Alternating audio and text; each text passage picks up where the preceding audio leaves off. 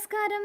പുതിയൊരു വീഡിയോയിലേക്ക് എല്ലാവർക്കും സ്വാഗതം. ഇറ്റ്സ് മീ ഡോക്ടർ ശ്രുതി പണ്ഡിറ്റ്. നമ്മൾ കഴിഞ്ഞ പ്രാവശ്യം അറുകിനെക്കുറിച്ചും കാക്കപ്പുള്ളികളെ കുറിച്ചിട്ടൊക്കെ ഒരു കുഞ്ഞു വീഡിയോ ചെയ്യുണ്ടായി. അപ്പോൾ അത് കണ്ടിട്ട് ഒരുപാട് ആളുകൾ ചോദിച്ച് സ്കിൻ ടാക്സിനെ കുറിച്ചിട്ടൊരു വീഡിയോ ചെയ്യുമോ, അതായത് നമ്മുടെ കഴുത്തിലും കക്ഷങ്ങളിലൊക്കെ കണ്ടുവരുന്ന കുഞ്ഞു പ്രൊജക്ഷൻ അല്ലേ, നമ്മൾ ഉണ്ണികൾ പാലുണ്ണികൾ എന്നൊക്കെ വിളിക്കുന്ന സ്കിൻ ടാക്സ്. അപ്പോൾ അത് നമ്മുടെ ശരീരത്തിൽ ഒരുപാട് കണ്ടുവരുന്നത് എന്തെങ്കിലും ബുദ്ധിമുട്ടുകൾ കൊണ്ടാണോ, അല്ലെങ്കിൽ അവയെ എങ്ങനെ നമുക്ക് നീക്കം ചെയ്യാം, അല്ലെങ്കിൽ അത് വരാതിരിക്കാൻ നമുക്ക് എങ്ങനെ പ്രിവെൻറ്റ് ചെയ്യാം, അങ്ങനെയുള്ള ഒരുപാട് കാര്യങ്ങൾ ചോദിക്കുകയുണ്ടായി. അപ്പോൾ അതിനെക്കുറിച്ചിട്ടുള്ളൊരു കുഞ്ഞു വീഡിയോ ആണ്. അപ്പോൾ ആദ്യം തന്നെ പറയട്ടെ, എന്താണ് ഈ സ്കിൻ ടാക്സ് എന്നല്ലേ. നമ്മുടെ ശരീരത്തിൽ, അതായത് പ്രത്യേകിച്ച് നമ്മളെ മടക്കുകളിൽ, അതായത് കഴുത്തിൽ, കക്ഷങ്ങളിൽ, തൊടകളിൽ, സ്ത്രീകൾക്കാണെങ്കിൽ മാറിടങ്ങൾക്ക് താഴെ, പിന്നെ അപ്പർ ചെസ്റ്റ്, അതായത് നെഞ്ചിൻ്റെ ഭാഗത്ത്, കഴുത്തിൻ്റെ ഭാഗത്ത്, കൺപോളകളിൽ അങ്ങനെയൊക്കെ കണ്ടുവരുന്ന ഒരു കുഞ്ഞു പ്രൊജക്ഷൻ, അതായത് ഒരു കുഞ്ഞു സ്റ്റോക്ക് ഞെട്ടോടു കൂടെ നമ്മുടെ ശരീരമായിട്ട് കണക്ട് ചെയ്തിരിക്കുന്ന ഒരു കുഞ്ഞു പ്രൊജക്ഷനാണ് ഈ സ്കിൻ ടാക്സ് അഥവാ ഉണ്ണികൾ, പാലുണ്ണികൾ എന്ന് വിളിക്കുന്നവ അല്ലേ. ഇത് പൊതുവേ നമ്മുടെ ശരീരത്തിൽ യാതൊരു രീതിയിലുള്ള ബുദ്ധിമുട്ടുകൾ, അതായത് വേദനയോ ചൊറിച്ചിലോ അങ്ങനെ ഒരു രീതിയിലുള്ള ബുദ്ധിമുട്ടുകൾ ഉണ്ടാക്കുന്നില്ലെങ്കിലും പ്രത്യേകിച്ച് ഭംഗിക്കുറവ്, അതായത് സൗന്ദര്യ പ്രശ്നങ്ങൾ കൊണ്ട് നമ്മൾ അതിനെ നീക്കം ചെയ്യാനുള്ള വിദ്യകൾ ഇങ്ങനെ ആലോചിച്ചുകൊണ്ടിരിക്കും അല്ലേ. അപ്പോൾ ഇത് എന്തുകൊണ്ടാണ് നമ്മളെ ബോഡിയിൽ വരുന്നതിന് പ്രത്യേകിച്ച് ഒരു കൃത്യമായൊരു ഉത്തരമില്ലെങ്കിലും നമുക്ക് പറയാം, നമ്മുടെ ശരീരത്തിലുണ്ടാവുന്ന ഫോൾഡ്, അതായത് നമ്മുടെ സ്കിന്നും തമ്മിൽ ഇതുപോലുള്ള ഫോൾഡിൽ തമ്മിൽ ഉരസാറുണ്ടല്ലേ. അപ്പോൾ അവ മൂലമുള്ള ഫ്രിക്ഷൻ, ഓക്കെ, ആ ഉരസിൽ കൊണ്ടുണ്ടാവുന്ന ഫ്രിക്ഷൻ അഥവാ ഘർഷണം കൊണ്ട് ഉണ്ടാവുന്നതാണ് ഈ സ്കിൻ ടാക്സ് അഥവാ ഉണ്ണികൾ ഉണ്ടാവുന്നത്. അതായത് നമ്മുടെ ബോഡിയിൽ എല്ലാ സ്ഥലത്തും കൊളാജൻ ഫൈബേഴ്സ് ഉണ്ട്, കൊളാജൻ പ്രോട്ടീൻസ് ഉണ്ട്. അപ്പോൾ ഇതുപോലെ സ്കിന്നുകൾ തമ്മിൽ ഉരസുന്ന സമയത്ത് അവയിൽ ഉണ്ടാവുന്ന ഒരു മെക്കാനിക്കൽ സ്ട്രെസ്സ് കൊണ്ട്, അതായത് ഫ്രിക്ഷൻ കൊണ്ടുണ്ടാവുന്ന ആ മെക്കാനിക്കൽ സ്ട്രെസ്സ് കൊണ്ടുണ്ടാവുന്നതാണ് ഈ കുഞ്ഞു പ്രൊജക്ഷൻ. അതായത് ഈ സ്കിൻ ടാക്സ് ഇങ്ങനെയാണ് ഉണ്ടാവുന്നത്. സാധാരണയായിട്ട് ഈ സ്കിൻ ടാക്സിൽ സ്കിന്നും ഇതുപോലെ ഈ ഫൈബറും പിന്നെ രക്തക്കുഴലുകളുമാണ് ഇതിൽ സാധാരണയായിട്ട് ഉണ്ടാകുന്നത്. അതുകൊണ്ട് നമ്മൾ ഒരു ഡോക്ടറിൻ്റെ അടുത്ത് പോവുകയാണെങ്കിൽ നമുക്കിത് വലിയൊരു പ്രയാസം കൂടാതെ തന്നെ ഇത് നീക്കം ചെയ്യാനുള്ള ഒരുപാട് വിദ്യകൾ ഇന്ന് ഉണ്ടല്ലേ. അപ്പോൾ നമ്മൾ എപ്പോഴാണ് ഈ സ്കിൻ ടാക്സിനെ കുറിച്ച് കുറച്ചും കൂടെ കരുതലാവേണ്ടത്? സാധാരണയായിട്ട് സ്കിൻ ടാക്സ് നമ്മുടെ ശരീരത്തിൽ യാതൊരു രീതിയിലുള്ള വേദനകളോ ബുദ്ധിമുട്ടുകളോ ഒന്നും ഉണ്ടാക്കാറില്ല. പക്ഷേ അഥവാ സ്കിൻ ടാക്സിൽ, അതായത് ഈ പാലുണ്ണികളിൽ ഏതെങ്കിലും രീതിയിലുള്ള വേദനയോ നീറ്റലോ അല്ലെങ്കിൽ ചൊറിച്ചിലുണ്ടാവുകയോ, അല്ലെങ്കിൽ ഇത് ക്രമാതീതമായി അസ്വാഭാവികമായത് പെട്ടെന്ന് വലുതാവുകയോ, അല്ലെങ്കിൽ അതിന് പെട്ടെന്ന് തന്നെ നിറവ്യത്യാസം ഉണ്ടെങ്കിലോ, അല്ലെങ്കിൽ അതിൽ നിന്നും ബ്ലീഡിങ് പിന്നെ കൂടുതലായിട്ട് ഉണ്ടാവുകയൊക്കെ ചെയ്യുകയാണെങ്കിൽ നമ്മൾ നിർബന്ധമായിട്ടും വൈദ്യസഹായം തേടേണ്ടതുണ്ട്. ഇത് സാധാരണയായിട്ട് കണ്ടുവരുന്നത് അമിതമായ വണ്ണമുള്ളവരിലാണ് അല്ലേ. 30 വയസ്സിന് ശേഷമാണ്. ഏത് പ്രായക്കാരിലും ഇതുപോലെ വരാം, പക്ഷേ എന്നിരുന്നാലും ഇത് കൂടുതലായിട്ട് കണ്ടുവരുന്നത് 30 വയസ്സിന് ശേഷമുള്ള ആളുകളിലും, നമ്മുടെ ശരീരഭാരം ഒരുപാടുള്ള ആളുകളിലും, പിന്നെ ഗർഭിണികളിൽ ചില ഹോർമോൺ വ്യതിയാനങ്ങൾ കൊണ്ടും ഒക്കെയാണ് ഇതുണ്ടാവുന്നത്. അപ്പോൾ ഈ സ്കിൻ ടാക്സ് ഉണ്ടാവുന്നത് നമുക്ക് സാധാരണ നമ്മുടെ ശരീരത്തിൽ ഇൻസുലിൻ, അതായത് ഇൻസുലിൻ ഹോർമോൺ ഒരുപാടായിട്ട് പ്രവർത്തിക്കുന്ന സമയത്തും ഉണ്ടാവുന്ന സമയത്തും, നമ്മുടെ പാൻക്രിയാസ് ഗ്രന്ഥി ഒരുപാടായിട്ട് പ്രവർത്തിക്കുന്ന സമയത്തും നമ്മുടെ ശരീരത്തിൽ സ്കിൻ ടാക്സ് കണ്ടുവരാം. അതായത് ഒരു ഡയബറ്റീസ് പാരമ്പര്യമുള്ള കുടുംബത്തിലുള്ള വ്യക്തികൾക്ക് ഇതുപോലെ ഒരുപാട് സ്കിൻ ടാക്സ് കണ്ടുവരികയാണെങ്കിൽ നമ്മൾ നിർബന്ധമായിട്ടും നമ്മളൊന്ന് കരുതിയിരിക്കണം, നമ്മൾ ഒരു പ്രീ ഡയബറ്റിക് കണ്ടീഷനിലൂടെയാണ് കടന്നു പോകുന്നത്. അതായത് ഇതുപോലെ സ്കിൻ ടാക്സ് കണ്ടുവരുന്ന എല്ലാവർക്കും ഡയബറ്റീസ് വരണമെന്ന് നിർബന്ധമൊന്നുമില്ല. പക്ഷെ എന്നാലും നമ്മുടെ ശരീരത്തിൽ ഇൻസുലിൻ ഒരുപാടായിട്ട് ഉൽപ്പാദിപ്പിക്കപ്പെടുന്ന അവസ്ഥയിലും ഇതുപോലെ പാൻക്രിയാസ് ഗ്രന്ഥി ഒരുപാട് പ്രവർത്തിക്കുന്ന സമയങ്ങളിലൊക്കെ നമുക്ക് സ്കിൻ ടാക്സ് കൂടുതലായിട്ട് ഉണ്ടായി വരാനുള്ള സാധ്യതയുണ്ട്. അപ്പോൾ അതുപോലെ നമ്മൾ ഒരുപാട് സ്കിൻ ടാക്സ് കണ്ടുവരികയാണെങ്കിൽ നിർബന്ധമായിട്ടും നമ്മൾ നമ്മുടെ ശരീരത്തിനെ ഒന്ന് ശ്രദ്ധിക്കേണ്ടതുണ്ട്. പിന്നെ ട്രൈഗ്ലിസറൈഡ്സ് ഒരുപാട് കൂടിയ അവസ്ഥയിൽ, ഡയബറ്റീസ് ഉള്ള ആളുകളിൽ, അമിതമായി വണ്ണമുള്ള ആളുകളിൽ, മറ്റു പല ഹോർമോണൽ ഇംബാലൻസ് ഉള്ള ആളുകളിലൊക്കെയാണ് ഇത് കൂടുതലായിട്ട് കണ്ടുവരുന്നത്. പിന്നെ ചില സ്ത്രീകൾ ഗർഭാവസ്ഥയിൽ പെട്ടെന്ന് തന്നെ ശരീരം തടിച്ചു വരുമ്പോഴും അവരുടെ ശരീരത്തിൽ ഉണ്ടാവുന്ന ഒരു ഹോർമോണൽ ഇംബാലൻസ് കൊണ്ടും അവർക്കും ചെറുതായിട്ട് സ്കിൻ ടാക്സ് ഒക്കെ കണ്ടുവരുന്നുണ്ട്. ഓക്കെ, അപ്പോൾ ഈ കാര്യങ്ങളൊക്കെ നമ്മളൊന്ന് ശ്രദ്ധിക്കേണ്ടതുണ്ട്. ഇനി സ്കിൻ ടാക്സ്, അതായത് ഈ പാലുണ്ണികൾ വരുന്നത് എങ്ങനെ തടയാമെന്ന് ചില പഠനങ്ങൾ പറയുന്നുണ്ട്. പൊട്ടാസ്യത്തിൻ്റെ കുറവ് കൊണ്ടും നമ്മുടെ ശരീരത്തിൽ ഇതുപോലെ സ്കിൻ ടാക്സ് ഉണ്ടാവാമെന്ന്. അപ്പോൾ അതുകൊണ്ട് തന്നെ നമ്മൾ നിർബന്ധമായിട്ടും നമ്മുടെ വെയിറ്റൊക്കെ കൺട്രോൾ ചെയ്യുന്ന രീതിയിലുള്ള ഒരു ആരോഗ്യകരമായ ഒരു ആഹാരശീലം നമ്മൾ കൃത്യമായി കൊണ്ടുവരേണ്ടതുണ്ട്. അതായത് vitamin A, B, C, E അടങ്ങിയിട്ടുള്ള ഭക്ഷണങ്ങളും പൊട്ടാസ്യം റിച്ചായിട്ടുള്ള ഭക്ഷണങ്ങളും നമ്മൾ നിത്യം കഴിക്കേണ്ടതുണ്ട്.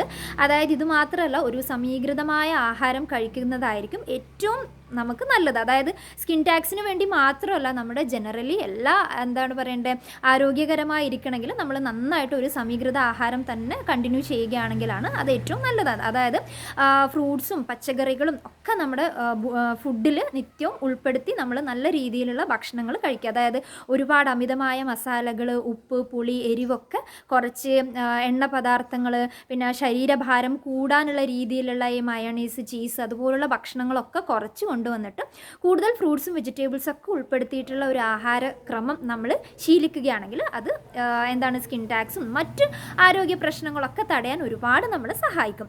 പിന്നെ നമ്മൾ ചെയ്യേണ്ട കാര്യം എന്ന് വെച്ചാൽ വെയിറ്റ് നമ്മൾ കൺട്രോൾ ചെയ്യുക. നന്നായിട്ട് ദിവസവും എക്സസൈസ് ചെയ്യുക. ഒരു 3/4 മണിക്കൂറെങ്കിലും എക്സസൈസ് ചെയ്യണമെന്നാണ്. പക്ഷെ കുറഞ്ഞത് നമ്മുടെ ഇപ്പോൾ ഇന്നത്തെ ഈ ബിസി ലൈഫിൽ കുറഞ്ഞത് ഒരു 20 മിനിറ്റെങ്കിലും നമുക്ക് എക്സസൈസ് ചെയ്യാൻ പറ്റിയിട്ടുണ്ടെങ്കിൽ അത് വളരെ നന്നായിരിക്കും. ഇപ്പം എല്ലാവർക്കും ഒരുപോലെ ജോഗിങ് ആ ടൈപ്പിലുള്ള എക്സസൈസ് ചെയ്യാൻ പറ്റുമെന്ന് നിർബന്ധമില്ല. സ്ട്രെച്ചിങ്ങും എയറോബിക്സും യോഗയും മെഡിറ്റേഷനും അങ്ങനെയുള്ള പല രീതിയിലുള്ള എക്സസൈസ് നമുക്ക് ചെയ്യാൻ പറ്റുന്നുണ്ട്. അപ്പോൾ നമ്മുടെ ശരീരത്തിന് ഒരു 20 മിനിറ്റ്, കുറഞ്ഞത് ഒരു 20 മിനിറ്റെങ്കിലും കൊടുക്കുക. പിന്നെ നമ്മൾ കൃത്യമായിട്ട് നമ്മൾ ഡയബറ്റിക് ആണോ, അതായത് 30 വയസ്സൊക്കെ കഴിഞ്ഞതിന് ശേഷം നമ്മൾ ഡയബറ്റിക് ആണോ, BP ഫ്ലക്ച്വേറ്റ് ചെയ്യുന്നുണ്ടോ, നമ്മുടെ കൊളസ്ട്രോൾ ലെവൽ, അങ്ങനെയൊക്കെ നമ്മൾ ഒരു 6 മാസത്തിലോ അല്ലെങ്കിൽ ഒരു വർഷത്തിലോ ഒക്കെ ചെക്ക് ചെയ്ത് കൊണ്ടുപോകുന്നത് നമുക്ക് എല്ലാ കാര്യത്തിനും വളരെ നല്ലതാണ്. പിന്നെ നമ്മൾ എപ്പോഴും നമ്മൾ സ്കിന്നൊക്കെ നമ്മൾ എന്താണ് ക്ലീൻ ആയിട്ട് വെക്കുക. ഇങ്ങനെ മടക്കുള്ള സ്ഥലങ്ങളിലൊക്കെ ഈർപ്പമൊന്നും ഇല്ലാതെ നമ്മൾ സൂക്ഷിക്കാൻ വേണ്ടിയിട്ട് ഒരുപാട് എന്താണ് ശ്രദ്ധിക്കേണ്ടതാണ്. അപ്പോൾ ഈ കാര്യങ്ങളൊക്കെ ചെയ്യുകയാണെങ്കിൽ നമ്മൾ സ്കിൻ ടാക്സ് എന്നല്ല മറ്റു പല അസുഖങ്ങളിൽ നിന്നും നമുക്കൊരു രക്ഷ നൽകുന്നത് കൂടിയാണ്. ഇനി സ്കിൻ ടാക്സ് വന്നിട്ടുണ്ടെങ്കിൽ നമുക്കിതെങ്ങനെ നീക്കം ചെയ്യാമെന്നല്ലേ. പൊതുവേ നമ്മുടെ ശരീരത്തിന് ഒരു രീതിയിലുള്ള ബുദ്ധിമുട്ടുകളും ഇവ ഉണ്ടാക്കുന്നില്ലെങ്കിലും എന്താണ് സൗന്ദര്യ പ്രശ്നം കാരണം ഒരുപാട് ആളുകൾ ഇത് നീക്കം ചെയ്യാനുള്ള വഴികൾ ആലോചിക്കാറുണ്ട്. അപ്പോൾ അങ്ങനെയുള്ള ആളുകൾക്ക് ഒരുപാട് സ്കിൻ ടാക്സ് ഉണ്ടെങ്കിൽ നിർബന്ധമായും നമ്മൾ വൈദ്യസഹായം തേടിയിട്ട് ഒരു ഡോക്ടറെ അടുത്ത് പോവുകയാണെങ്കിൽ, അതിപ്പം അലോപ്പതിയിലും ആയുർവേദത്തിലും ഹോമിയോപ്പതിയിലും എല്ലാം കൃത്യമായിട്ട് ഇതിന് ഫലപ്രദമായ ചികിത്സാ രീതികളുണ്ട്. തെർമൽ കോഡറൈസേഷൻ, കെമിക്കൽ കോഡറൈസേഷൻ, പിന്നെ മറ്റു പല ലോഷൻസ്, അല്ലെങ്കിൽ അമിതമായ തണുപ്പ് കൊടുത്തതിന് ശേഷം അതിനെ കരിച്ച് കളയുക, അങ്ങനെ പല വിദ്യകളും ഇന്ന് എന്താണ് സ്കിൻ ടാക്സ് അല്ലെങ്കിൽ പാലുണ്ണികൾ നീക്കം ചെയ്യാനായിട്ടുണ്ട്. അപ്പോൾ അത് നമുക്ക് ഒരു വൈദ്യനിർദ്ദേശപ്രകാരം നമുക്കതിൽ ഏത് വേണമെങ്കിലും ചെയ്യാൻ പറ്റുന്നതാണ്. മാത്രമല്ല ഹോമിയോപ്പതിയിൽ അതിന് പല ലോഷനുകൾ ഇന്ന് അവൈലബിൾ ആണ്. ആയുർവേദത്തിലാണെങ്കിലും ഇതുപോലെ തെർമൽ കോഡറൈസേഷനൊക്കെ ചെയ്തിട്ട് സ്കിൻ ടാക്സും ഇതുപോലെ ഉണ്ണികളൊക്കെ മാറ്റാനുള്ള ഒരുപാട് വിദ്യകൾ ഇന്ന് അവൈലബിൾ ഉണ്ട്. അപ്പോൾ ഡയബറ്റീസ് ഒന്നും ഇല്ലാത്ത, മറ്റ് സ്കിന്നിന് പല അസുഖങ്ങളൊന്നും ഇല്ലാത്ത ആളുകൾക്ക് 1-2 സ്കിൻ ടാഗുകൾ വരികയാണെങ്കിൽ അവർക്ക് വീട്ടിൽ തന്നെ ചെയ്യാൻ പറ്റുന്ന 1-2 വിദ്യകൾ ഞാൻ പറയാം.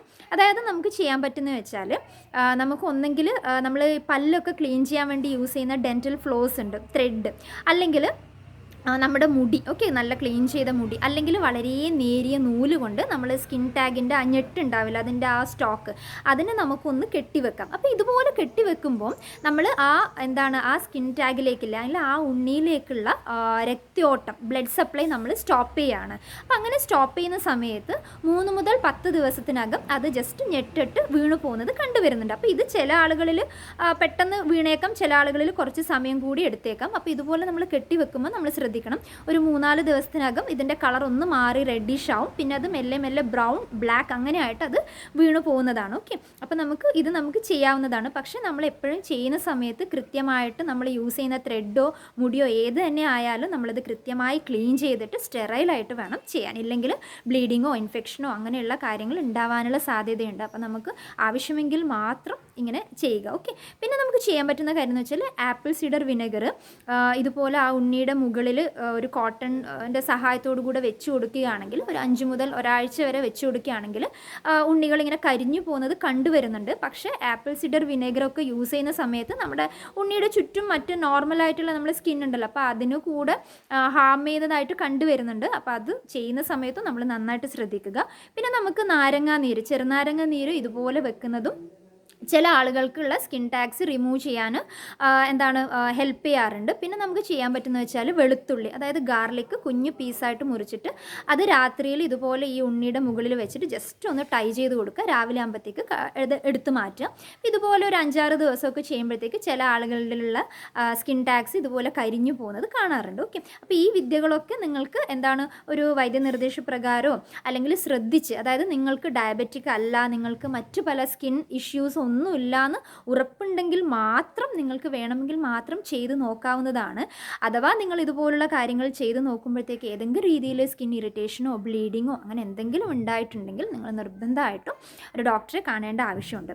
പിന്നെ സ്കിൻ ടാഗ് നമ്മൾ ഒരു പ്രാവശ്യം റിമൂവ് ചെയ്താലും വീണ്ടും ഉണ്ടാകുന്ന ഫ്രിക്ഷൻ കൊണ്ട് ഈ സ്കിൻ ടാഗ്സ് വീണ്ടും വീണ്ടും രൂപപ്പെടാനുള്ള സാധ്യതയുണ്ട്. അതുകൊണ്ട് ഇങ്ങനെ നീക്കം ചെയ്തതിനേക്കാളും നല്ലത് നമ്മൾ ആരോഗ്യകരമായ ഒരു ജീവിതചര്യ നമ്മൾ ഉൾക്കൊണ്ട് നമ്മൾ ഇത് വരാതെ നോക്കുന്നതാണ് ഏറ്റവും നല്ലത്.